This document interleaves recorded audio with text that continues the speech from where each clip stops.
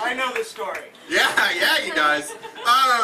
So a few years ago, I was living in Madison, Wisconsin, and I was working for an organization called the Associated Students of Madison. I was a campus organizer. And I was kind of like doing over college. Like I thought I could work on a college campus, and this time I'd be cool. I wasn't.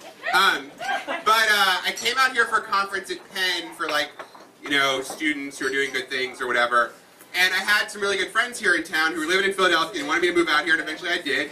And they're like, oh, we're going to a party at this guy Todd's house. He's a really cool guy. He knows a lot of good people. You should come. So I was like, all right. So Todd just bought this new place, and it was really sweet. I don't really know what neighborhood it was in because I didn't really know Philadelphia then, but it seemed like a good one. And so I was there with a couple buddies of mine, and like I was a pretty dorky kid growing up, and so I didn't really drink for a long time, and I had all this really strong aversion to alcohol, so I didn't start drinking until I was 21. And so I'm going to have a lesson for you all about drinking. Like, I have relived this many times and handled it much better than I did that night at Todd's.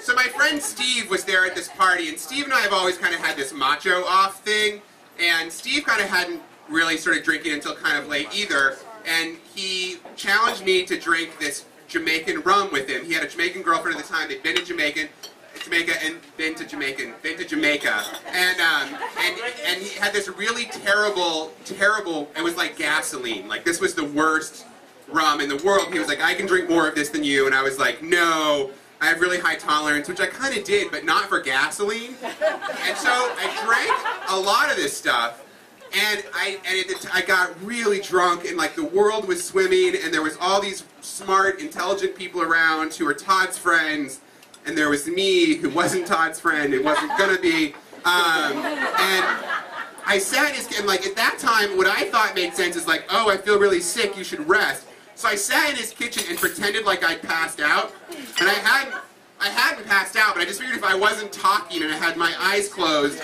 like, people wouldn't bother me and I could focus just on feeling better. Don't do that. Because the way it ended was me up in Todd's second-story bathroom, vomiting violently, so loudly everybody could hear, like, all over the bed. I had to go back in, like, 4 times, and I was trying to make it funny, but it wasn't. This is, like, not, I was, like, 25, not okay.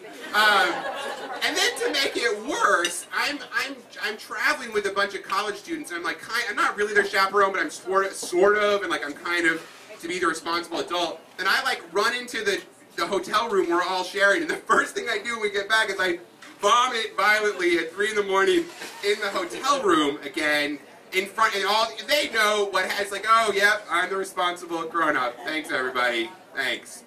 So,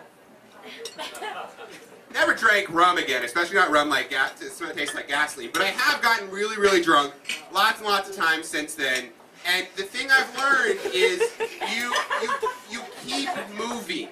Like, you dance, you jump around, you go run around the block, you don't try to sit and focus on feeling better. It's not going to work. You're going to be up in Todd's second-story bathroom, vomiting loudly so that everyone in the entire house can hear you, and you don't want to do that.